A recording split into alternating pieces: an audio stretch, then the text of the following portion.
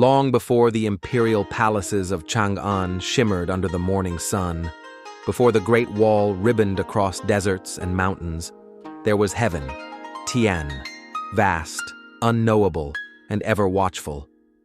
From the first time a ruler sat upon a throne made of jade and lacquer, to the last emperor's sorrowful descent into the forbidden city's shadows, every Chinese sovereign claimed a single, unifying truth, that heaven had chosen them. The mandate of heaven, Tianming, was more than a philosophical doctrine. It was the lifeblood of imperial legitimacy, the celestial thread that wove together ambition, virtue, rebellion, and destiny.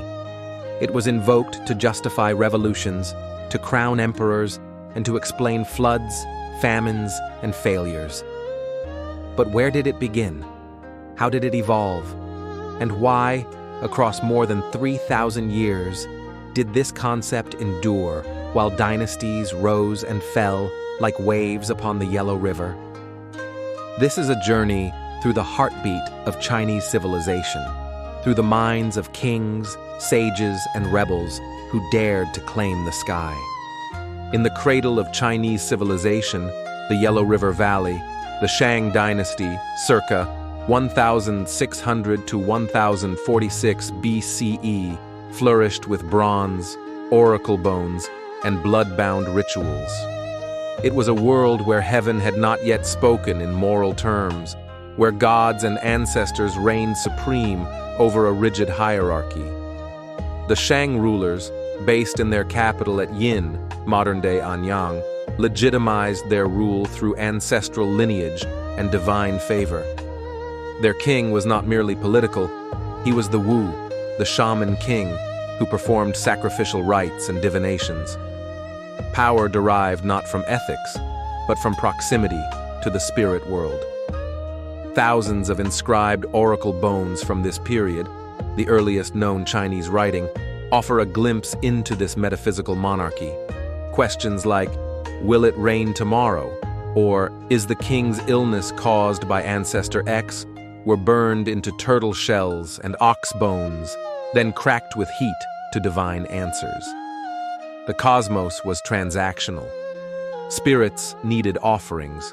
Ancestors needed veneration. The king's role was to maintain this balance. The Shang did not know of the mandate of heaven. Their authority was hereditary, their gods tribal and ancestral. And yet, in their eventual fall, we find the soil in which the mandate would take root. For their downfall was not quiet. It was thunderous, and it needed explanation. The last Shang king, Zhou, would become a villain of legend. Accused of cruelty, decadence, and sacrilege, he was said to have filled a lake with wine and created a forest of meat, where he indulged in hedonistic feasts while his people starved. Whether these tales are true or apocryphal matters less than what they symbolized: a moral collapse. A new power, rising from the West, would seize upon this narrative and rewrite heaven's role in history. The Zhou were an emerging tribal confederation in the Wei River Valley, west of the Shang heartland. For generations, they had served as loyal vassals to the Shang. They adopted Shang customs, weapons, writing systems, but also watched as Shang kings grew distant and corrupt. The Zhou leader Wen was a visionary, and his son Wu a conqueror. Around 1046 BCE, at the Battle of Muye, King Wu led a coalition of discontented Shang vassals and overthrew Zhou Xin. But conquest alone was not enough. The Zhou needed legitimacy. Why should the Shang, who had ruled for centuries, be replaced by upstarts from the West? The answer: heaven had willed it. In the Book of Documents, Shu Jing, the Zhou rulers articulated a revolutionary concept: Tianming, the mandate of heaven. Heaven, they declared, was not a personified deity, nor a tribal spirit. It was an impersonal moral force, the highest authority of the cosmos. It had granted the Shang the right to rule generations ago, but due to their moral decay, It had revoked that right and bestowed it upon the Zhou. This was radical. Power was no longer solely hereditary. It was conditional, based on virtue and right conduct. The mandate of heaven was not eternal. It could be won and lost. The Zhou ideology distilled into 4 key principles. Heaven grants the right to rule. No man rules by his own power. Authority is divine in origin. There is only one heaven, therefore only one legitimate ruler. Unity is a cosmic necessity. The right to rule is based on virtue. A good ruler maintains harmony. A bad one invites disaster. The mandate is revocable. Rebellions and natural calamities are signs of heaven's displeasure. Thus, the Zhou transformed what could have been seen as mere rebellion into a cosmic correction. They had not seized power. They had restored it. What is heaven? The Zhou's conception of heaven, Tian, was abstract yet omnipresent. It was not a person or a god, but a moral force, a kind of cosmic conscience. Heaven was above, and yet it permeated all. It was impartial, observing all under heaven, Tian Xia. It favored no family eternally. It demanded righteousness. This was a profound shift in worldview. Where the Shang had seen the cosmos as a web of spirits to appease, the Zhou saw it as a moral order to align with. The Zhou kings portrayed themselves as paragons of virtue. King Shang of Zhou, still a child after the conquest, was guided by the Duke of Zhou, a statesman and regent who became the archetype of loyal service and Confucian virtue. The Duke of Zhou's regency was marked by humility, reverence for heaven, and dedication to justice. His example solidified the idea that a ruler was a moral servant, not a divine autocrat. In later Confucian tradition, the Duke became a symbol of ideal governance, one who held power briefly, then returned it, all for the sake of harmony between heaven and earth. Confucius, born in 551 BCE during the declining years of the Zhou, revered the early Zhou rulers and their invocation of heaven's will. He believed that a just ruler governed not by force, but by moral example. To Confucius, the Son of Heaven had a sacred duty to embody Ren, benevolence, Li, ritual propriety, and Yi, righteousness. Leadership was a moral art. He frequently lamented the chaos of his time, the spring and autumn period, when feudal lords ignored the Zhou king and pursued their own ambitions. The mandate, in his eyes, had become a hollow title. Yet he never abandoned the dream that a sage king, like those of old, might restore virtue and thus regain heaven's favor. The Confucian philosopher Mencius, Mengzi, circa 372 to 289 BCE, took the mandate further. In his dialogues with rulers, he made a bold assertion: heaven sees with the eyes of the people. Heaven hears with the ears of the people. Thus, the people's suffering was not just a social failing, it was a cosmic signal. A tyrant who lost the people had lost heaven's mandate. This view empowered moral resistance. It made rebellion, under the right circumstances, a sacred act. By the 5th century BCE, the Zhou kings had become figureheads. The feudal lords, once vassals, now acted as sovereigns. Warfare was constant, with states like Qin, Chu, Qi, Zhou, and Wei vying for dominance. This age, the Warring States period, 475 to 221 BCE, was a crucible of bloodshed, innovation, and philosophical ferment. Yet amid the chaos, the idea of the mandate of heaven did not vanish. It was invoked, redefined, and weaponized by competing powers. Each state sought to justify its ascendance as evidence that heaven's favor had shifted. The mandate became less a settled principle than a contested prize, a celestial endorsement up for grabs. Among the contending states, none embodied ruthless efficiency more than Qin. Located in the western frontier, Qin had once been considered semi-barbaric. But under the reforms of Shang circa 390 to 338 BCE, it adopted legalism, a stark ideology that prioritized law, order, and centralized authority over moral virtue. The Qin did not concern themselves with the Confucian ideal of benevolent rule. To them, the mandate was not earned through kindness, but through power, through the ability to enforce order and eliminate chaos. In 221 BCE, King Zhou of Qin declared himself Qin Shi Huangdi, the first emperor. He abolished feudal titles, standardized weights, measures, and script, and ordered the construction of massive infrastructure, including what would become the Great Wall. Qin Shi Huangdi did not formally invoke the mandate of heaven in the same way the Zhou or Confucians did. He aimed to transcend the old cosmology. He was not just the son of heaven, he sought immortality, to become a god among men. Yet his rule was brief. Harsh laws, heavy taxation, and forced labor bred resentment. After his death in 210 BCE, rebellion erupted. By 206 BCE, the Qin dynasty crumbled. The lesson was clear. Even a ruler who forged unity through iron could not defy heaven if he alienated the people. In the ashes of the Qin, a peasant-born military officer named Liu Bang rose to prominence. With charisma, cunning, and popular support, he defeated his rival Xiang Yu and founded the Han Dynasty in 206 BCE. As Emperor Gaozu of Han, Liu Bang understood the importance of legitimacy. Having no noble blood, he needed a broader justification for his rule. And so, he revived the concept of the mandate of heaven.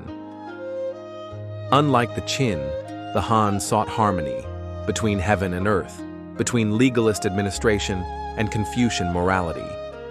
The Han Dynasty, especially under Emperor Wu 141 to 87 BCE, institutionalized Confucianism. The 5 classics became central to the imperial examination system. The emperor was cast as the son of heaven, a moral exemplar whose virtue maintained cosmic balance. Disasters, floods, earthquakes, eclipses were interpreted as signs of heaven's displeasure. Emperors issued public apologies and enacted reforms in response. This was not merely symbolic. It was a ritual reenactment of the mandate's moral conditions. The court historian Sima Qian, in his monumental records of the Grand Historian, Shiji, chronicled the rise and fall of dynasties with an eye toward heaven's judgment. History itself became a record of the mandate's shifting will. Despite its success, the Han faced numerous internal crises, notably the Yellow Turban Rebellion in 184 CE. Led by Taoist millenarian Zhang Jue, the movement claimed that the Han had lost the mandate.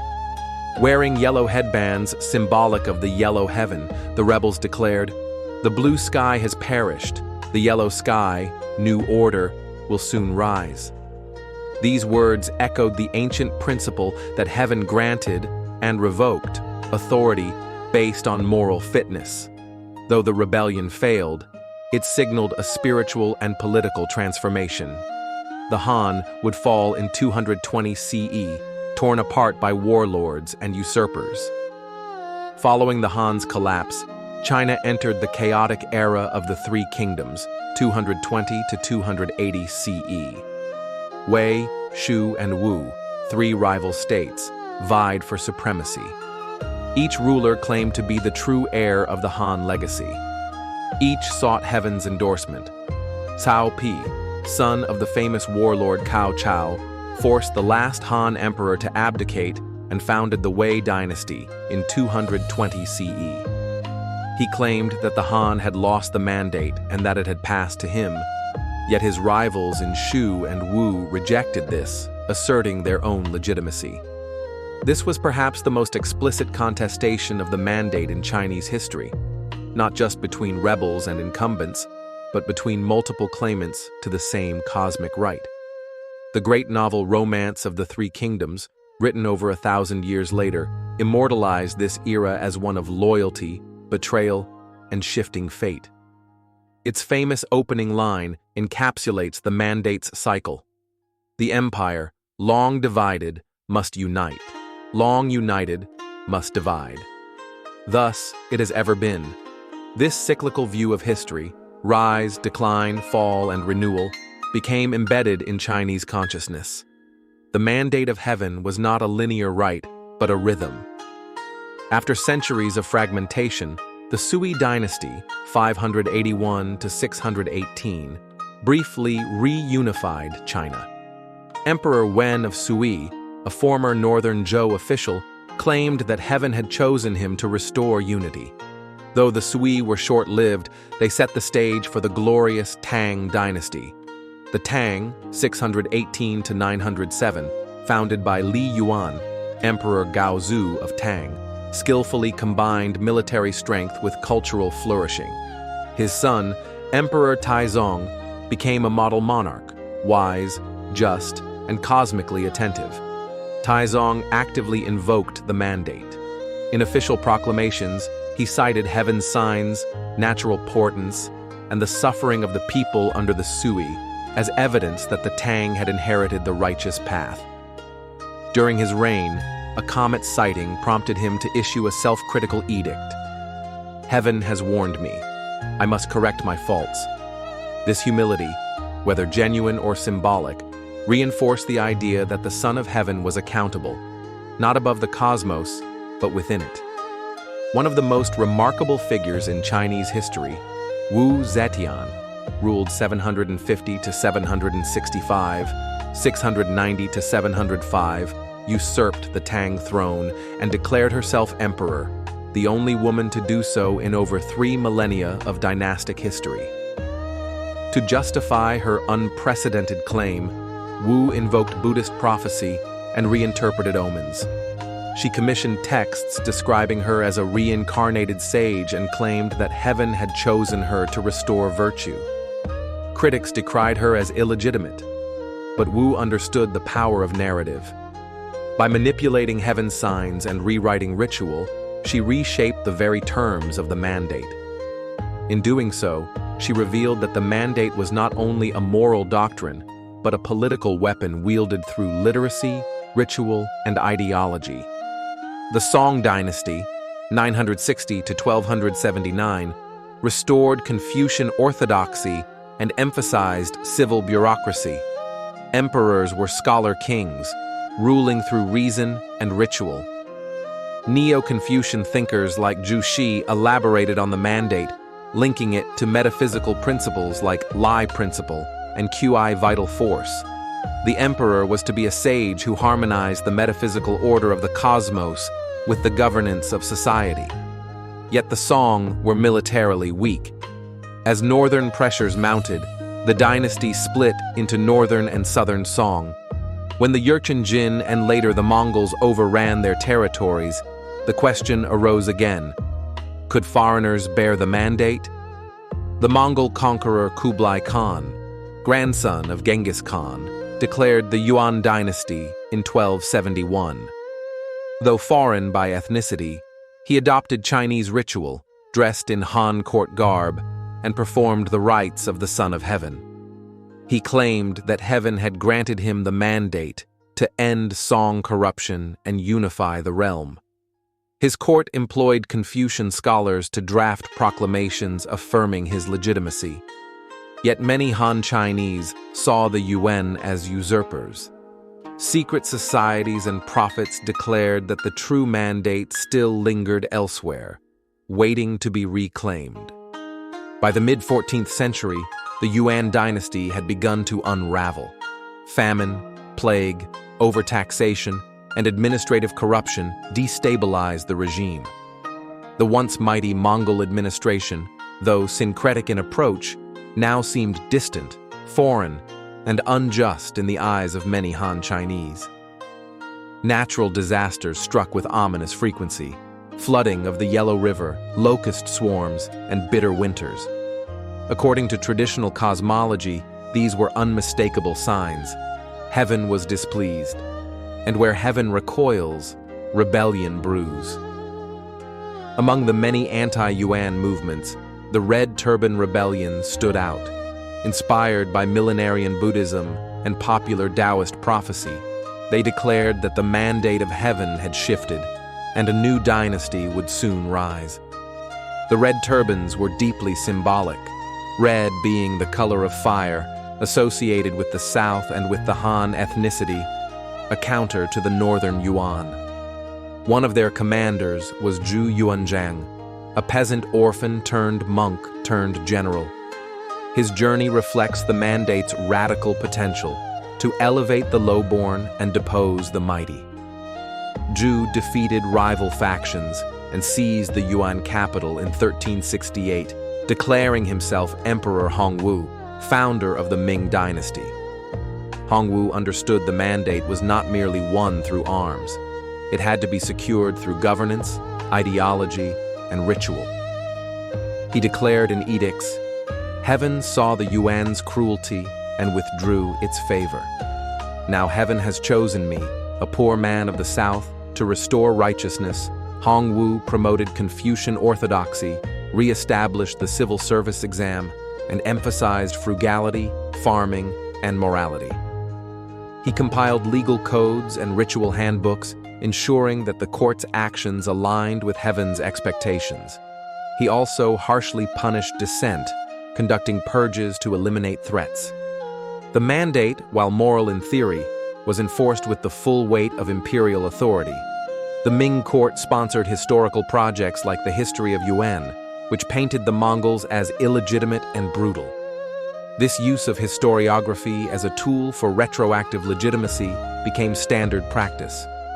To rule was to control not just the present, but the narrative of the past.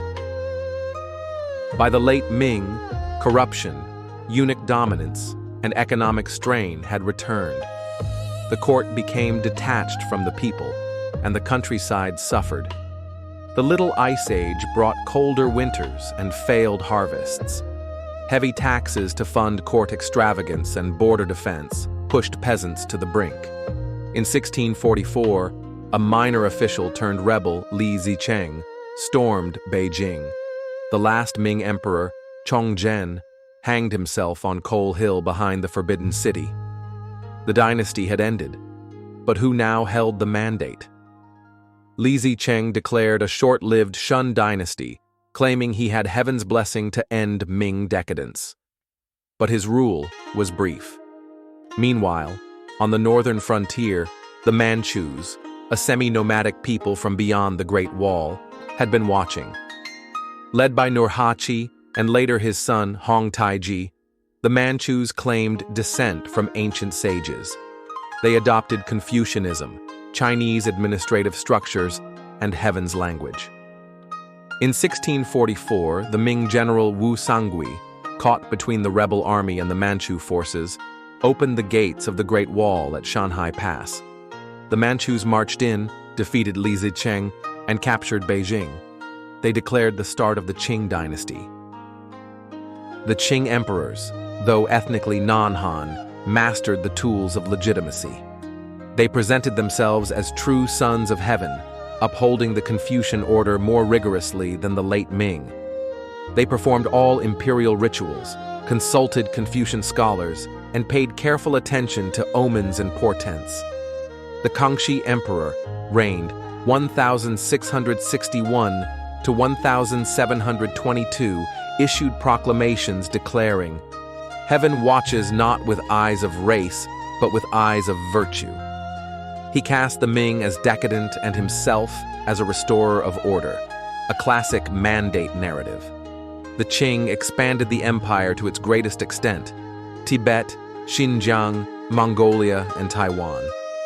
They blended Confucian, Buddhist, and Inner Asian ideologies, portraying themselves as universal rulers over a diverse realm, not just China, but all under heaven. The Qianlong Emperor reigned 1735 to 1796, declared himself the Old Man of 10 Perfect Victories, and sponsored grand projects like the Siku Quanshu, a vast literary compilation meant to show the Qing as heirs to all Chinese civilization. But beneath the surface, tensions simmered. By the 19th century, the Qing faced unprecedented challenges: Western imperialism, internal rebellions, and intellectual decay. The Opium Wars, 1839 to 1842 and 1856 to 1860, ended in humiliating treaties. The emperor, once heaven's highest representative, was now subordinate to foreign powers. Even more devastating was the Taiping Rebellion, 1850 to 1864, led by Hongshu Quan, a failed Confucian scholar who believed himself to be the younger brother of Jesus Christ. Hong declared the Qing had lost the mandate and that he was heaven's new messenger. He established a theocratic state and waged a bloody war that cost over 20 million lives. Heaven's voice had fractured. The Qing attempted reforms: the Tongji Restoration, the self-strengthening movement, the 100 Days Reform, but each was limited or crushed by conservative forces at court. The Boxer Rebellion, 1899 to 1901, sought to expel foreigners through spiritual martial arts and divine possession. The court initially supported them, hoping to reclaim heaven's favor. Instead, the Eight-Nation Alliance invaded Beijing. The Empress Dowager Cixi fled. The Qing's divine aura was shattered. In 1911, revolutionaries led by Sun Yat-sen overthrew the Qing. The last emperor, Puyi, abdicated in 1912. The imperial system, and with it, the formal invocation of the mandate of heaven, came to an end. Sun Yat-sen declared a republic, founded not on divine right, but on popular sovereignty. Yet echoes of the mandate endured. The early republic fractured into warlordism. Each military governor claimed to restore order, justice, and harmony, the old vocabulary of virtue and heaven now repurposed in secular terms. The Nationalist Party, Kuomintang, and Communist Party both framed their movements as moral revolutions, correcting the corruption of the past and delivering justice to the people. Mao Zedong, despite rejecting Confucianism, often spoke in mandate-like terms of history choosing the people, of heaven punishing the wicked. The language changed, the structure remained. Throughout Chinese intellectual history, the mandate of heaven was not just political, it was deeply philosophical. Confucians saw it as moral duty. Taoists viewed it as alignment with the Tao. Legalists manipulated it as a tool for order. Buddhists saw it as karmic consequence. The mandate became a mirror in which thinkers examined ethics, fate, and history. Popular plays, novels, and operas celebrated virtuous emperors and condemned tyrants. Stories like The Investiture of the Gods, Water Margin, and Journey to the West are filled with mandate-like themes: celestial judgment, rebellion, renewal. Folk operas often ended with divine signs, comets, dragons, eclipses, confirming the righteous king. The people may not have read the Shujing, but they knew the signs of heaven's will. The mandate of heaven is one of history's most enduring political doctrines, flexible, moral, poetic, and deadly. It legitimized empires and justified revolutions. It summoned the virtuous from obscurity and cast emperors from their thrones. It made heaven not a god to worship, but a conscience to heed. Though the dynastic age has passed, the rhythm of the mandate lingers. Every leader, every regime is measured, not by divine right, but by moral right, by how they serve the people, by whether their rule brings harmony or suffering. And so, even today, the sky is watching. The last emperor of China, Puyi, lived out his days under house arrest, tending gardens. In his memoirs, he reflected not on divine will, but on human failure. The dragon throne was gone, but the questions remained. What makes a ruler just? When does power become tyranny? Who speaks for heaven? Perhaps not heaven itself, but history. And in history, the mandate lives on. The mandate of heaven was not just a moral principle, it was a historical mechanism. From the Zhou onward, Chinese historians and thinkers began to recognize patterns in the rise and fall of dynasties. These patterns were not accidental. They were the rhythm of history, orchestrated by heaven itself. This concept became known as the dynastic cycle, Caodai Sunhuan, a model deeply embedded in Chinese historiography. The cycle typically follows this pattern. A new dynasty arises, often through rebellion or conquest. The founder claims the mandate, citing the corruption of the previous regime.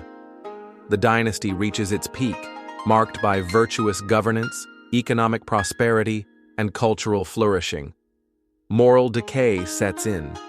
Emperors become complacent, court politics grow corrupt, and the people suffer. Natural disasters and rebellions erupt, interpreted as signs of heaven's displeasure. The dynasty falls, and the cycle begins anew. This cyclical view of history stood in contrast to the linear progressivism later found in Western Enlightenment thought. For the Chinese, history was not moving toward a utopian end. It was a wheel, and the mandate was the axle. In this worldview, the historian played a crucial role. To write history was not merely to record events, but to interpret heaven's will through them. Sima Qian, Bangu, Fan Ye, and later historians of successive dynasties were not neutral chroniclers. They rendered moral judgment on emperors and regimes through the careful selection and framing of events. Did a ruler heed omens? Did he respond to famine or flood with compassion? Did he follow ritual and respect heaven's signs? If not, then his fall was not merely political, it was cosmological. The mandate of heaven is often compared to the European concept of the divine right of kings. Both systems root political legitimacy in a higher metaphysical authority. Yet there are profound differences. Though worlds apart, both ancient China and medieval Europe developed ways to explain why rulers held power and what kept them there. In China, it was the mandate of heaven. In Europe, the divine right of kings. On the surface, both claimed a higher spiritual source for royal authority. But the way these two systems worked, and what they meant for rulers and the ruled, was very different. In China, the mandate of heaven came from Tian, an impersonal, moral force that governed the cosmos. An emperor ruled because heaven allowed it, but this permission was conditional. If he governed with virtue and brought peace and prosperity, the mandate remained. But if he became corrupt, ruled unjustly, or allowed natural disasters and unrest to go unanswered, it was believed that heaven had withdrawn its favor. At that point, rebellion wasn't just permitted, it was justified.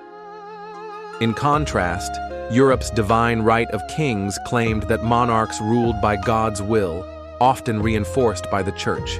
Here, kings ruled by birth, not by merit. Their authority was unquestionable, not because they were always good rulers, but because opposing them was seen as opposing God. Even if a king was cruel or unjust, rebellion was still considered treason. Under the mandate of heaven, the people mattered. Their well-being was a sign of heaven's approval or disapproval. But under the divine right, the people had no formal voice. Their suffering was, at best, a trial of faith, not a signal that the king had failed. The Chinese mandate was flexible and moral. The European divine right was rigid and absolute. One could be lost through misrule, the other could not. Other civilizations had similar doctrines. In ancient Egypt, the pharaoh was the son of Ra, and his rule was based on maintaining Ma'at, cosmic order. In Islamic political thought, the caliph was the successor to the prophet. but his legitimacy could be questioned through shura, consultation, and ijma, consensus. Hindu kingship emphasized dharma, rule according to cosmic law, and the king's failure to uphold dharma could provoke divine punishment. But China's mandate of heaven was unique in its openness to change.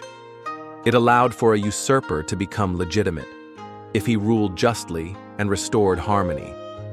This flexibility made Chinese political culture extraordinarily resilient across millennia. With the fall of the Qing in 1911, the imperial system was abolished. The mandate of heaven, as a formal doctrine, was dismissed by modern intellectuals as superstitious and feudal. Yet its structure lingered. Sun Yat-sen, the father of the Republic, did not claim heaven's mandate, but he did invoke the will of the people, Ming, and moral right to rebel against tyranny. His three principles of the people, Sanminjuyi, closely echoed earlier Confucian ideals: nationalism, democracy, and livelihood. The Kuomintang under Chiang Kai-shek attempted to present itself as the moral successor to the dynastic tradition, a new, secular son of heaven, building a modern state. Mao Zedong, though ideologically a Marxist, often framed his revolution in Tianming-like terms.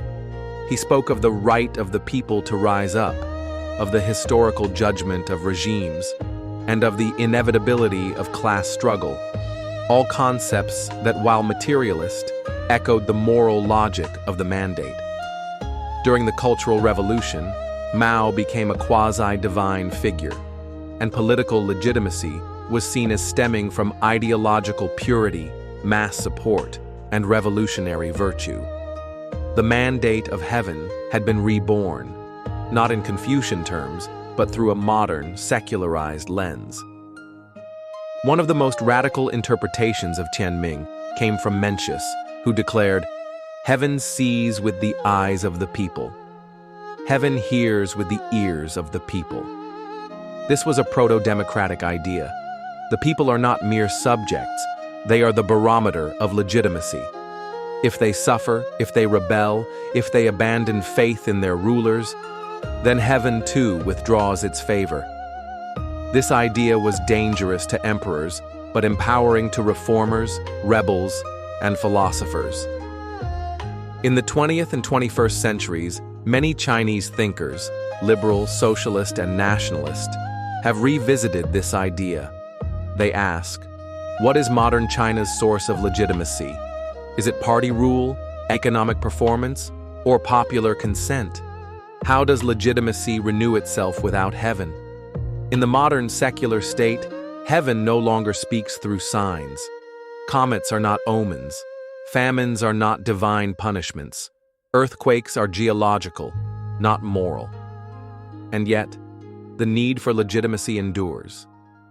Modern leaders, in China and beyond, still appeal to performance, morality, and historical destiny. They still fear the erosion of public support. They still craft narratives of renewal and decline. In this sense, the mandate of heaven survives as a metaphor, a framework for understanding power, responsibility, and the cyclical nature of history. What, then, is the legacy of the mandate of heaven? It is more than an ancient theory. It is a story, a grand narrative that binds rulers to the cosmos, people to history, and virtue to power. It taught that no throne is permanent, no crown eternal, that leadership demands righteousness, that even the mightiest emperors must look upward and inward, to heaven and to the people. For over 3,000 years, Tianming gave Chinese civilization a compass, not always followed, but always present. Today, in a world of republics, parties, and digital ideologies, the stars no longer dictate fate. Yet the questions remain. What makes a ruler legitimate? How do we know when it is time for change? Who, if not heaven, now holds the mandate? Perhaps it is us. Perhaps we are the new heaven, not divine but collective, watching, judging, remembering, The sky may be silent, but it is never blind.